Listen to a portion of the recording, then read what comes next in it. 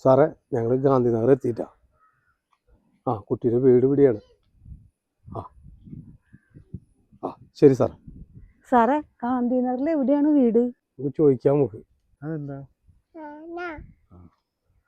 Hello, ഈ ആലുക്കൽ ഭവാനിയുടെ വീട് ഇടത്തോട്ട് തിരിഞ്ഞാൽ ആദ്യത്തെ വീട് ഇത് ഈ വീട്. ആരാ? ഭവാനി അല്ലേ? അതെ. എന്തേ?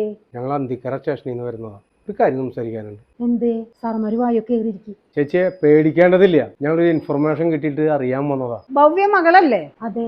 എന്താ സാറേ പ്രശ്നം? ഭവ്യയുടെ അച്ഛൻ എന്താ ചെയ്യണേ? അച്ഛൻ വിദേശത്താണ്, മെക്കാനിക്കാണ് സാറേ. ഭവ്യയുടെ അച്ഛൻ എത്ര നാളായി വിദേശത്ത്? ആള് 4 കൊല്ലായി മാഡം വിദേശത്ത്. ഭവ്യ എത്താറായില്ലേ? എത്താറായി സാറേ. 5 മണി കഴിഞ്ഞാൽ എത്താറുണ്ട്. അല്ല എന്താ സാറേ, എന്റെ മോൾക്ക് എന്താ പറ്റിയേ? ഭവ്യനമ്മ പേടിക്കണ്ടായിരിക്കോ, ഇരുന്ന് സംസാരിക്കാം.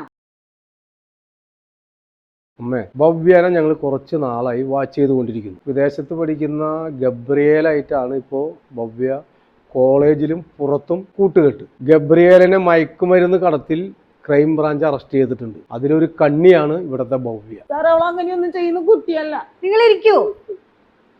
അമ്മ പറഞ്ഞില്ലേ ഭവ്യ എന്നും കറക്റ്റ് 5 മണിക്ക് എത്തുന്നു. എന്നും എത്താറുണ്ടോ? ഞാൻ നേരം വൈകി വരുമ്പോ ചോദിക്കാറുണ്ട് സാറേ എന്താ നേരം വൈകിയെന്ന്.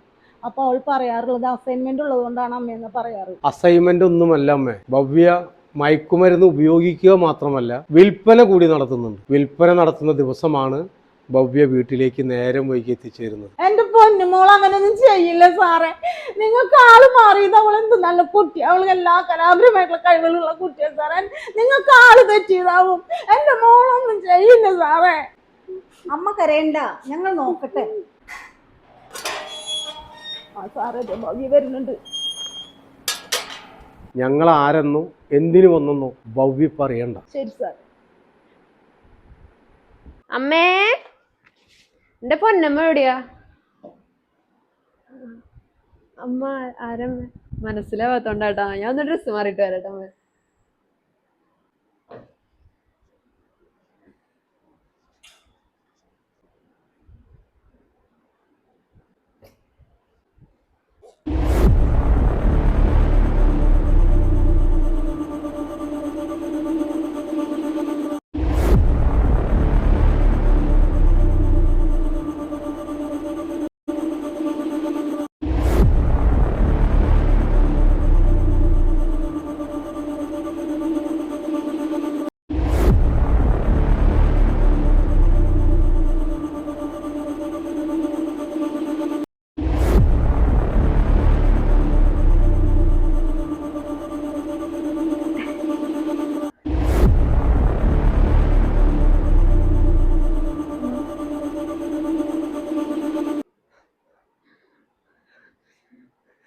മോളെ നീ ഞങ്ങൾ ചതിച്ചില്ലടി. നീ എന്ത് കാണണത്? എന്ത് കാണണേ? എന്താ നിനക്ക് പറ്റിയത്? പറയുന്നത് എന്താ പറ്റിയ മോളെ? എന്താ പറ്റിയ? നിമ്മിമ്മയുടെ ഒരു കാര്യം ചെയ്തേ, അവളെ അമ്മേനൊന്ന് മാറ്റി നിർത്തി. ഞാൻ അവിടെ നിന്ന് സംസാരിക്കാം. അവളെന്നാലും മേഡം എന്നോട് ഇത് ചെയ്തില്ലേ? ഭവ്യ ഇവിടെ വന്നിരുന്നേ. ഭവ്യയോട് ഞാൻ ചില കാര്യങ്ങൾ ചോദിക്കാൻ പോവുകയാണ്. വ്യക്തമായ ഉത്തരം എനിക്ക് നൽകണം. മോളെ മോളെ മോളെ, ഒരമ്മയുടെ കണ്ണീരിന് എന്തെങ്കിലും വിലയുണ്ടെങ്കിൽ എന്റെ മോൾക്കൊരവസരം കൂടെ കൊടുക്കൂ സാറേ ജീവിക്കാൻ. ഭവാനി വന്നേ. സാറേ എന്റെ മോളെ വെറുതെ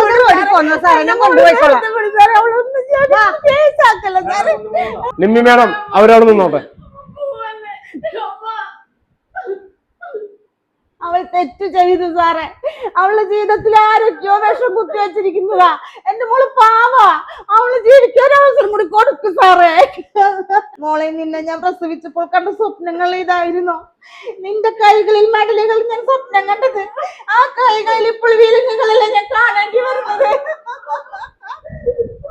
അമ്മേ, ഇപ്പോൾ കരയുന്നത് നിങ്ങൾ മാത്രമല്ല, ഈ ഇന്ത്യ രാജ്യത്ത് ഇതുപോലെ ഒരുപാട് പേർ കണ്ണീരണിയുന്നുണ്ട്. മോളെ, നീ ഇന്ന് പോലീസിന്റെ മുന്നിൽ നിൽക്കുകയാണ്. നാളെ നീ നിന്റെ ഭാവിയുടെ മുന്നിൽ നിൽക്കേണ്ടി വരും. നീ വിൽക്കുന്ന ഓരോ പൊതികളും മറ്റമ്മമാരുടെ കരച്ചിലുകളാണ്. നീ ഉപയോഗിക്കുന്ന ഓരോ ലഹരിയും നിന്റെ ഭാവിയെ തകർക്കുന്നതാണ്, നാടിനെ തകർക്കുന്നതാണ്. മാതാപിതാക്കൾ, പ്രത്യേകിച്ചും അമ്മമാർ, പെൺകുട്ടികളെ നിരീക്ഷിക്കുകയും അവരുടെ മനസ്സറിയുകയും വേണം. മോളെ, തെറ്റ് ചെയ്തവരെല്ലാം നശിച്ചു പോകണമെന്നല്ല നിയമം അനുശാസിക്കുന്നത്.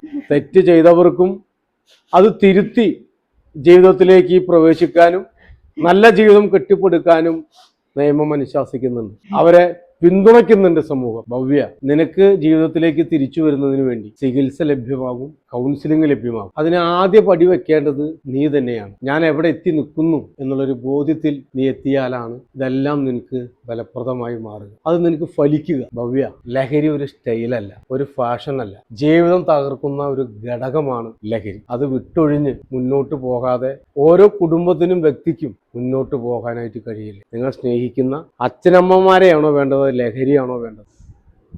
ലഹരി നൽകുന്നത് ഒരു നിമിഷത്തെ സന്തോഷം മാത്രം, പക്ഷേ അത് ജീവിതകാലം മുഴുവൻ നമ്മളെ വിടാതെ പിന്തുടരുകയാണ്. ഈ സമൂഹം ലഹരിക്കെതിരെ പോരാടുകയാണ്. ആ പോരാട്ടത്തിൽ ഭവ്യയുടെ പങ്കും മുന്നിലുണ്ടാകണം. അമ്മേ, ഞങ്ങളിപ്പോൾ പോവുകയാണ്. വിളിക്കുമ്പോൾ സ്റ്റേഷനിലേക്ക് ഭവ്യയും കൂട്ടിയിട്ട് വരണം. വളരെ നന്ദി സാറേ, വളരെ നന്ദി സാറേ.